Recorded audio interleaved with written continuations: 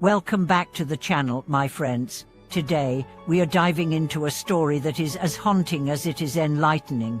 It's a tale of gratitude forgotten, of kindness betrayed, and of the invisible law that binds every choice to its consequence. It's not a legend or a fable, it's a real-life drama that unfolded in a quiet village, yet echoed loud enough to wake us all up to the deeper truth about karma. Have you ever wondered what happens when someone deliberately turns their back on the very people who helped them rise? Have you asked yourself what are the hidden costs of forgetting the hands that once fed you, of denying the roots that once held you firm? Today's video is not merely a moral lesson, it's a mirror into human nature, a window into karmic retribution, and a lighthouse for those who seek to live with conscience and clarity.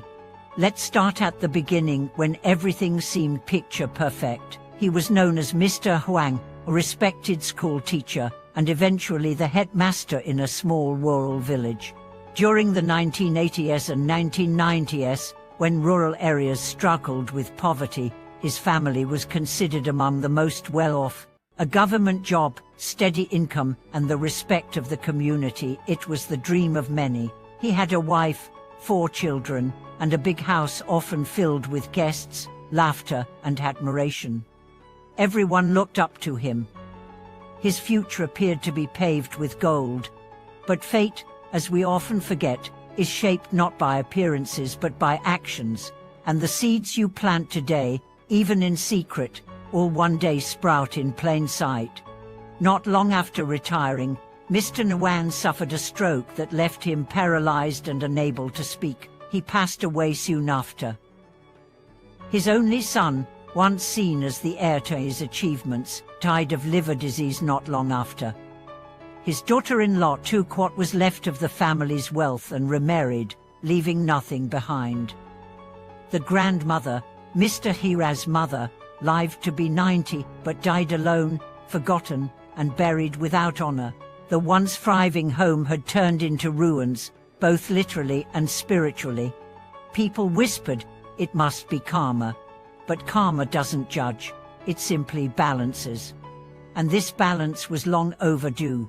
Here's where the true root of the story lies, in a part of Mr. Huang's life that was carefully hidden.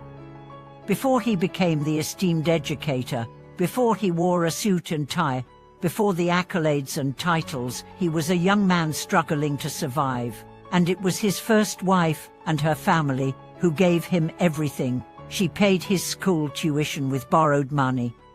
She worked tirelessly to support him. She bore him 2 sons. But when he made it, he discarded her like an old coat. He never looked back. He never even acknowledged the children they had together. Those boys, neglected and uncared for, died young. One might expect a father to grieve, but Mr. Huang didn't even attend their funerals.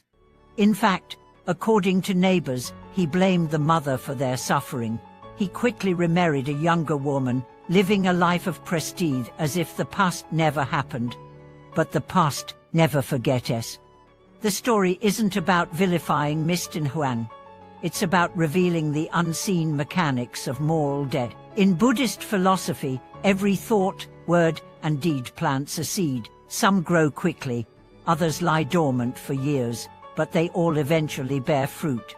Mr. Huang sowed seeds of betrayal, abandonment, and callousness. The fruits came as illness, loss, loneliness, and ultimately, a legacy of sorrow. Now, you might ask, if karma is real, does it mean we are doomed by our mistakes? The answer is no. Karma is not punishment, it is reflection. And like any mirror, what you see can guide you to change. Redemption is possible, but it requires sincere remorse, genuine action, and compassionate restitution.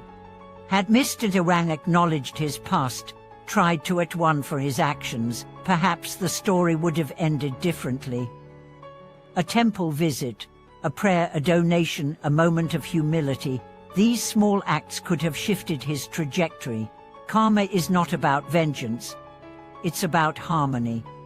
And it listens, always. Let's shift gears and talk about what this means for us. You and me. People who live in the modern world with deadlines and distractions. Have you ever failed to thank someone who helped you? Have you ever dismissed a favor, forgotten a debt, or ignored a plea for help from someone who once stood by you? If so, you're not alone. We all make mistakes, but awareness is the beginning of awakening. Gratitude is more than politeness. It's a form of spiritual immunity. When you live in thankfulness, you vibrate at a frequency that attracts blessings, not burdens. When you honor your debts, not just financial, but emotional, you create a field of integrity around you. And within that field, good things grow. But when you betray, abandon, or scorn the ones who made your success possible, you rupture something sacred. That rupture, over time, becomes suffering. Not because someone is out to get you, but because life is always seeking equilibrium.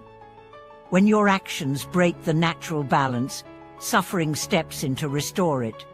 Let me tell you another story. A man I know, let's call him Lin, once helped a friend start a business. He lent money, offered advice, even skipped meals to make time for his friends' meetings. The business succeeded. But Lin's friend slowly edged him out, took the credit, kept the profits, and erased Len from the story. Years later, the business collapsed. The friend lost everything, while Lin, though not rich, found peace, respect, and community. When asked Len how he felt, he said, "I just hope he learned something. I'm not angry anymore." The universe always has its way. That's karma. Not revenge, but realignment. So what should we do when we realize we've acted like Mr. Rang, even in small ways? Start small. Apologize. Express gratitude. Write a letter. Light a candle. Make a donation in someone's name. Pray, meditate, reflect, and most importantly, change. Forgiveness, when genuine, carries immense power. It heals not just the one who forgives, but the one who receives it. And in the vast matrix of cause and effect, that healing echoes outward, purifying karma not just for you, but for generations. You are never too late to make things right. You are never too small to shift your legacy. As we come to the close of today's video, I want to share something personal. A few years ago, I was estranged from a family member. There was bitterness, silence, and years of unspoken pain. But I decided to make a call. I said sorry, not because I was entirely at fault, but because the connection mattered more than the narrative. We cried, we healed, and today, that relationship is one of the greatest sources of strength in my life. You may have a Mr. Rang moment in your past. A friend, a parent, a mentor you forgot to thank. A child you were too harsh on, a spouse you took for granted. It's not too late. The past is not a prison, it's a lesson. And lessons, when learned, become bridges. So tell me, what did today's story spark in you? Have you ever witnessed karma unfold? Have you ever seen someone rise through gratitude or fall through ingratitude? Share your stories in the comments. Let's grow together in wisdom, accountability, and light. And if this video spoke to your heart, help others hear it too. Like, share, subscribe, and click the bell icon for more stories that open minds and awaken souls. Thank you for watching this video. See you next time.